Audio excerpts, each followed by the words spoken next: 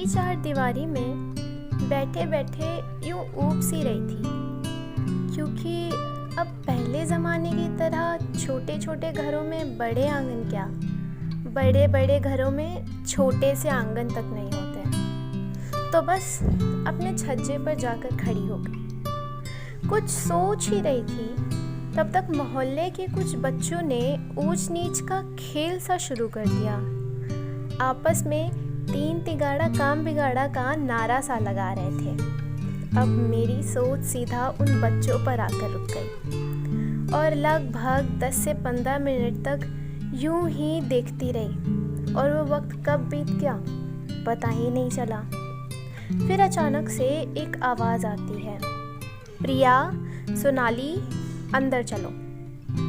यूं तो कुछ इतनी सी बात मेरे कानों तक गूंजी होगी, और फिर प्रिया सोनाली चले गए।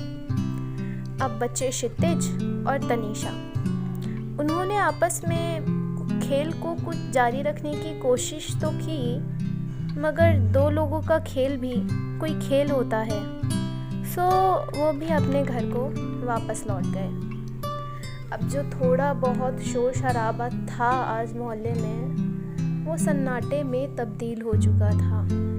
मेरी सोच अब मेरे बचपन में जा चुकी थी, जो आज के बचपन से बहुत ज़्यादा अलग थी।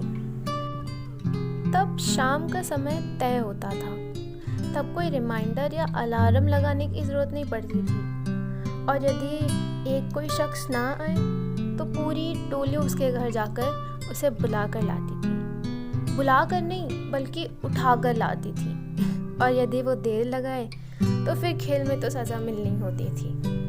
मोहल्ला तो बस नाम का था, लगभग मैदान ही समझो। गिनती के 4-5 ही घर बने हुए थे, तो क्रिकेट खेलने के लिए अलग मैदान नहीं ढूंढना पड़ता था।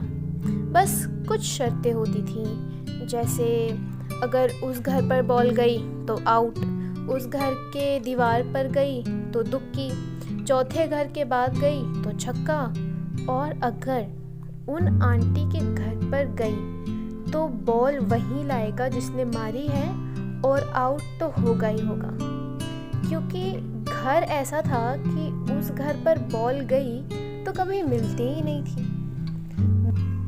मैं और मेरी दोस्त अक्सर कुछ जंगली फूल तोड़कर जो खाली जगह में उगते थे उसकी माला या ऐसा कुछ भी बनाते थे। समूचे ईंटें लेकर उसका घर बनाते थे, गीली मिट्टी से कुछ पुतले बनाते थे, और ना जाने क्या क्या।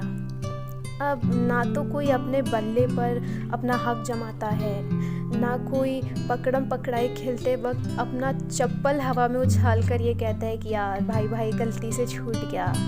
आज तो बच्चे हुक्के का नशा करते हैं। हमारे लिए तो गीली मिट्टी की खुशबू ही काफ़ी हुआ करती थी। कह सकते हैं सस्ते नशे।